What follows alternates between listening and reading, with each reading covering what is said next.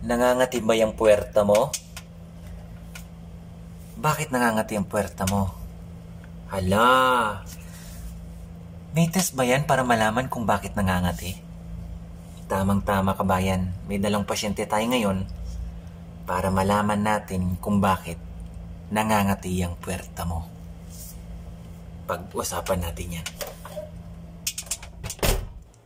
Kung ikaw ngayon ay nakakaranas ng pangangati, you are grateful.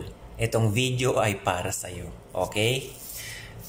Usapang pangangati ng puwerta. Ano kaya ang dahilan? Ano kaya ang cause niyan? Okay? Itong hawak ko ngayon, may dalawang pasyente ngayon. Tamang-tama. Para masabi ko sa inyo kung anong test ang ipinapagawa ng doktor sa inyo. Yung doktor na lagi nagpaparequest nito sa inyo ay OBGYN. Dito sa amin, ganyan din. Although kahit parang sa Pilipinas, ganun din siguro. Ang nagre-request madalas ay ang OB. Anong tawag sa test na ito? Ang test na ito ay tinatawag sa pangalang vaginal smear or vaginal swab. Okay? Tinatawag din minsan itong wet mount. Ano ba ang vaginal smear o vaginal swab? Ito ay kadalasan, ito ay isang procedure o test na ginagawa sa laboratory na pine-perform sa isang babae kung depende sa symptoms, kung anong nirereklamo ng pasyente, kadalasan ang sinasabi pangangati. Etong test din ay ginagawa para matukoy mo kung may motile na organisms dyan. Ito po ito isang impormasyon lamang. Kung gusto nyo magpa-check up, pumunta po kayo sa inyong mga doktora at doktor. Okay? Paano nga ba ito kinukolekta? Magkaiba po ang pap smear sa vaginal smear. Okay, inulit ko, magkaiba po ang pap smear at vaginal smear. Ang vaginal smear, dito lang po kinukuha sa may vaginal wall. Okay? Kinukuha yung material dyan, tsaka namin tinitingnan kung ano organisms ang pwedeng makita na nagkukos ng iyong pangangati. Pagdating naman sa pap smear, kinukuhanan po kayo sa mismong pinakaloob sa may bandang cervix. Okay? So, yun ang pagkakaiba. So, ngayon pag-usapan naman natin ang vaginal smear. Kasi karamihan dyan, kapag ikaw ay nangangati, malamang sa malamang, meron niyang mga mucus. Okay? Magkaiba din ang mucus ng kinukolekta dito na ang kalabasan, makikita mo ang cause. Kadalasan naman kasi, ang pinaka-best description ng pangangati ng microorganisms na ito ay dahil sa yeast.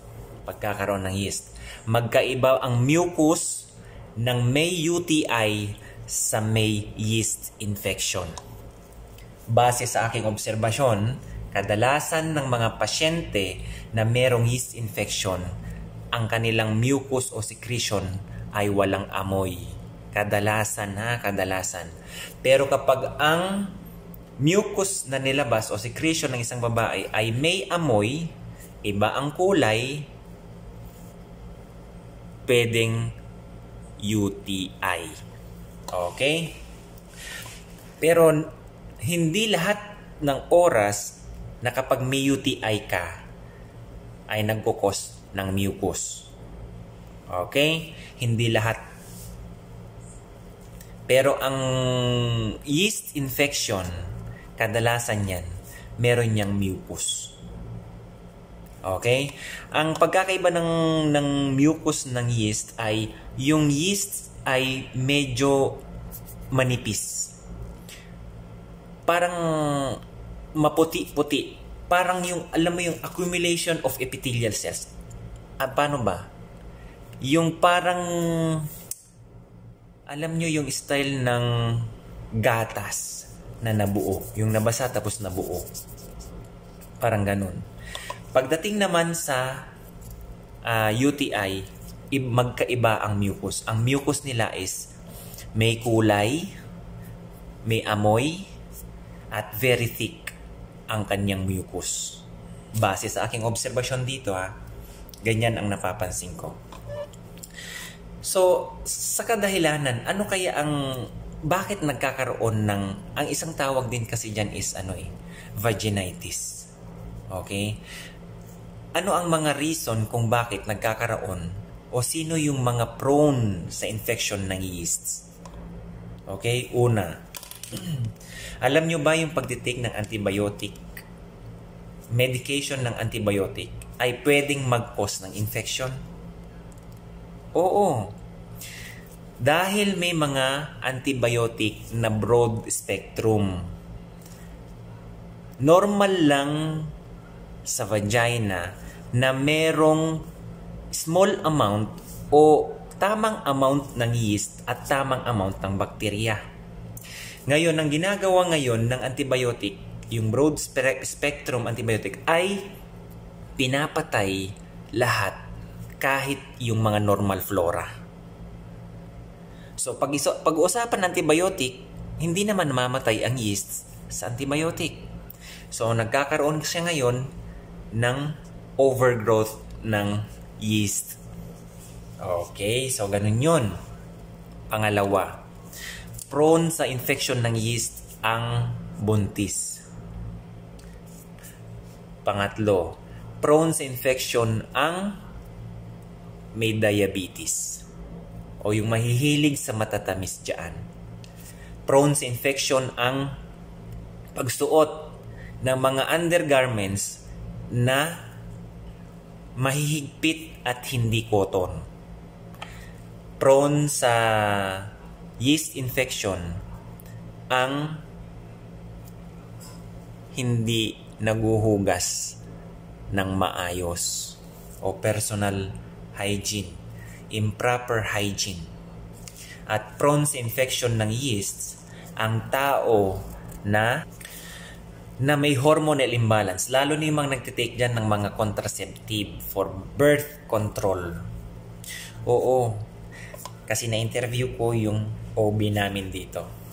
At saka yung paggamit-gamit nyo ng mga feminine wash. Ang sabi niya, base sa doktora at sa OB namin dito, hindi po advisable na gumamit ng sobrang bango o yung high fragrance na feminine wash. Yun lang naman ang sabi niya. Gusto ko pa sanang sabihin lahat pero mapapahaba kasi ang video. Okay? So kung ikaw, alam niyo sa totoo lang, kapag sobra ang growth ng yeast cell nyo, ay nakikita din namin yan sa ihi. Okay? Kaya kung minsan, nalilito na si doktora kung anong nire-request niya sa una. Kung vaginal smear ba o urinalysis. At saka baka matanong nyo, minsan din ang pangangati ay dahil sa tinatawag na trichomonas. Okay? Yan yung nakikita mo pa dyan na gumagalaw-galaw sila dyan sa inyong mga kasi kapag ginawa namin to, nilalagay namin yan sa tube at nilalagyan namin ng pinapatakan namin yan dyan, tapos ginaganyan. Tapos nilalagay namin yan sa slide, direct microscopy. Wet mount. Kuha ka lang ng cover slip, o lagyan mo lang yan, patakan mo lang yan, o kaya iganyan mo na lang to. Tapos takpan mo nito. Ayan, kung nakikita nyo. Tapos direct microscopy na. Ganyan po ginagawa dito sa lab. Okay? Sir, sexually transmitted ba ang yeast cell? Hindi po sexually transmitted. Actually, meron yung mga sexually transmitted disease gaya ng chlamydia, gonorrhea, herpes. May mga further examinations po yan. May mga nakaseparate po na examinations para dyan. Pero kasi sa atin, ang pinag-uusapan natin, yung pwedeng nag-cause ng pangangati ng iyong puwerta. Kadalasan po kasi dyan ay dahil sa fungus. Okay? Yung yeasts. Kadalasan ang tawag dyan is Candida albicans. Yung nagkukos ng inyong pangangati. isang fungi po o fungus na meron dyan kasi mas gusto nila mabuhay dyan sa lugar na yan dahil moist at warm. Okay? So kung kayo, may naramdaman kayong ganyan na pangangati sa inyong puwerta, pumunta na kayo sa inyong doktor. Okay? Basta sabihin nyo lang na doktor ganyan, nangangati yung ganito o sabihin nyo, ire-request kayo niyan ng vaginal swab. Ngayon, sir, nagagamot ba yan? Yung yeast infection na yan? Oo, nagagamot yan. Sabihin lang, bibigyan ka naman ni doktor niyan. Pwedeng oral pill or cream. Depende kung ano i-request o kung i-prescribe sa inyo. Nagagamot naman siya. At hindi naman siya na ita-transfer kung may partner ka. Okay? So, guys, kung ikaw, gaya niyan, nangangati ang puwerta mo ngayon, so alam mo na ang pwedeng isang cause niyan. Dahil sa overgrowth of Candida albicans o yeast cell. Okay? So, paano ba ang itsura niyan sa microscope? Hindi ko na pwedeng ipakita sa inyo kasi oras na. Magwa 1 o'clock AM na. Ganito ang itsura niyan sa microscope. Okay? Nakikita namin lagi dyan yung bading.